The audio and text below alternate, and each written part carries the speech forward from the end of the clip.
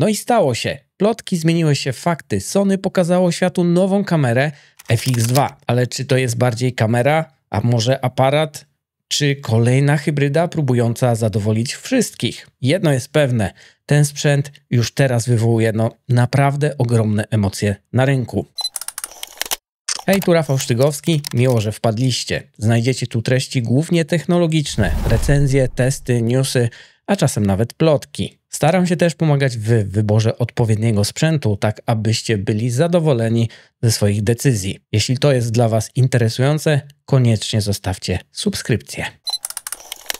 No dobrze, więc czym tak naprawdę jest to nowe Sony FX2, które właśnie wjechało na rynek? Myślę, że większość z nas już się mniej więcej domyśla, co w praktyce dostaliśmy, bo mam nieodparte wrażenie, że Sony wzięło swoje dwa najbardziej popularne konie pociągowe, czyli A7 IV i FX3. Wrzuciło je do jednego wora, dodało solidną garść swojego najnowszego AI, energicznie w sumie wymieszało i voilà. Właśnie tak, moim zdaniem, powstało FX2. Czyli co? W praktyce prawdopodobnie najtańsza pełnoklatkowa kamera z filmowej linii Sony. Z jednej strony super, pewnie rozwiązuje to niektóre bolączki A7 IV, szczególnie dla filmujących. Ale z drugiej strony coś mi mówi, że to nie do końca jest to, czego oczekiwali użytkownicy. I te pierwsze reakcje w sieci zdają się to potwierdzać. Emocje już są i to spore. Zacznijmy od serca, czyli od matrycy i tego, co z nią związane. Dostajemy tu dobrze znaną i lubianą matrycę z A7 IV 33 megapiksele i bez dwóch zdań ten sensor dostarcza niesamowicie szczegółowy obrazek. Sam od dłuższego czasu nagrywam się A7C Mark II, które ma tą samą matrycę i jestem z detalu bardzo zadowolony. Znajdziemy tu też migawkę mechaniczną, a dokładniej taką hybrydową z elektroniczną pierwszą kurtyną, co ma wpływ na synchronizację z błyskiem. Prędkość zdjęć seryjnych pozostała na tym samym poziomie. Niestety tu pojawia się pierwszy zgrzyt. Ten sensor jest znany z dość powolnego odczytu i wygląda na to, że pomimo nowego korpusu ten problem nie został rozwiązany. Uświadczymy tu ten sam dość wysoki rolling shutter przy 4K 24 fps to około 27 milisekund. Co gorsza, filmowanie w 60 fps nadal wiąże się z dość sporym kropem, 1,5 raza, czyli w praktyce lądujemy w rejonie APS-C. I myślę, że tu wiele osób, które czekały na pełnoklatkowe 60 klatek w 4K, wywoła to spore niezadowolenie. Oczekiwania były jednak trochę inne.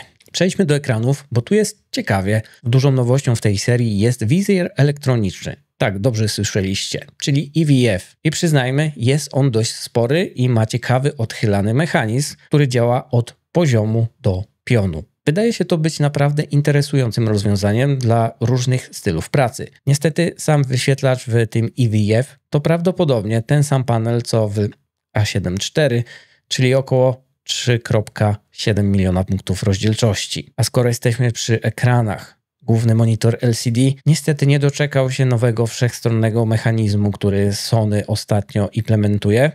Szkoda, został ten klasyczny odchylany do boku. A jego szczegółowość? No cóż, na tym polu, łagodnie mówiąc, mogłoby być lepiej. Mamy tu ledwo ponad 1 000 000 punktów w 2025 roku, naprawdę. Ale żeby nie było tylko narzekania. AI i autofokus. Procesor AI, który trafił do tej kombinacji, to zdecydowanie krok w dobrą stronę. Trzeba przyznać, że wnosi on naprawdę dużo dobrego, szczególnie jeśli chodzi o autofokus właśnie. Bo moim zdaniem system AF w nowych Sony, wspierany właśnie przez AI, to aktualnie absolutny top. A co z ergonomią i budową?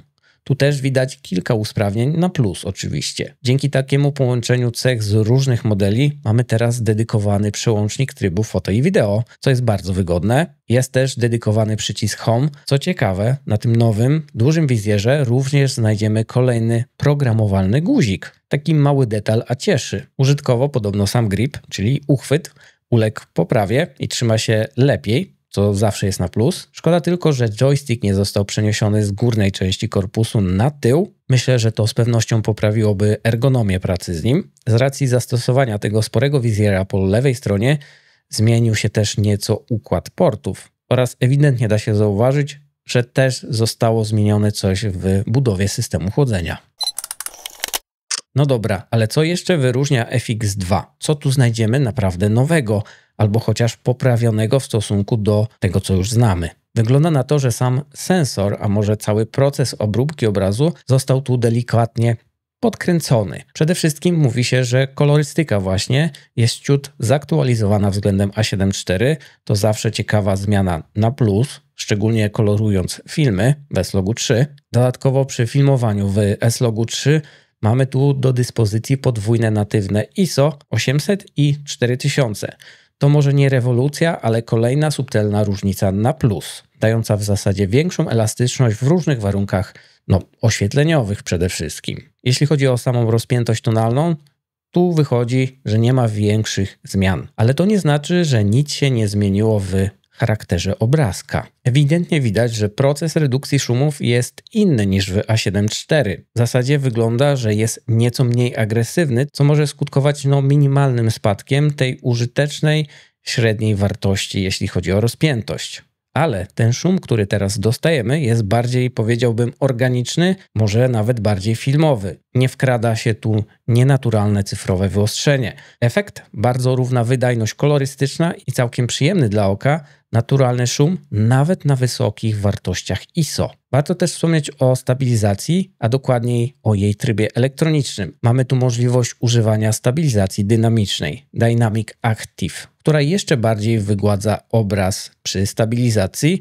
Oczywiście odbywa się to kosztem dodatkowego kropa. No i coś, co ucieszy wielu. Dzięki wbudowanemu aktywnemu chłodzeniu ten sprzęt nie powinien się już przegrzewać. To duża ulga w porównaniu do A7 IV czy A7C Mark II, które, powiedzmy szczerze, potrafią się przegrzać bądź potrafią być naprawdę ciepłe, a wręcz nawet i gorące. Tak jak wspomniałem wcześniej, pojawił się nowy przycisk Home, który wywołuje tzw. interfejs Big Six, czyli wszystkie kluczowe informacje wyświetlane na całym ekranie, nawet gdy używamy zewnętrznego monitora. To taki detal, który sprawia, że czujemy, iż pracujemy z naprawdę filmowym narzędziem.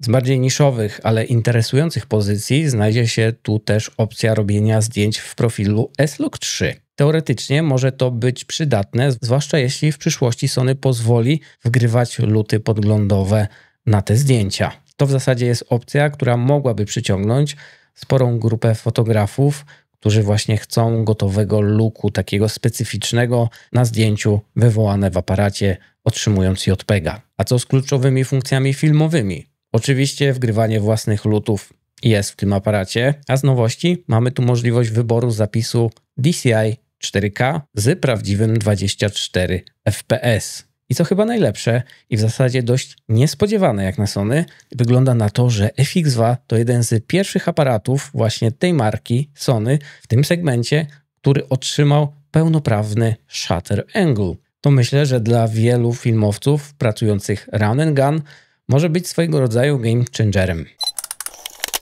No cóż, nie da się ukryć, premiera Sony FX2 to dość specyficzne wydarzenie, które już teraz wzbudza sporo emocji. I powiem wam szczerze, że mimo że jeszcze nie miałem tego sprzętu w rękach, podchodzę do niego z naprawdę dużym dystansem. Po pierwsze, nie do końca widzę na ten moment, gdzie FX2 ma się wpasować w obecny rynek, szczególnie gdy spojrzymy na cenę. Mówimy tu o kwocie z rzędu 14 000 złotych za sam korpus, a z rączką XLR, jak podejrzewam, spokojnie przekroczymy 15 000 złotych. A patrząc na rynek i to, co oferuje konkurencja, a nawet samo Sony w innych liniach, można odnieść wrażenie, że w tych samych pieniądzach, a czasem nawet mniejszych, jesteśmy w stanie znaleźć sprzęt oferujący, obiektywnie rzecz biorąc, więcej możliwości. Owszem, być może w innym, mniej filmowym korpusie, ale jednak. A co dla mnie chyba najważniejsze i co budzi moje największe obawy, to przyszłość linii A7, a konkretnie modelu A7 V. Po premierze FX2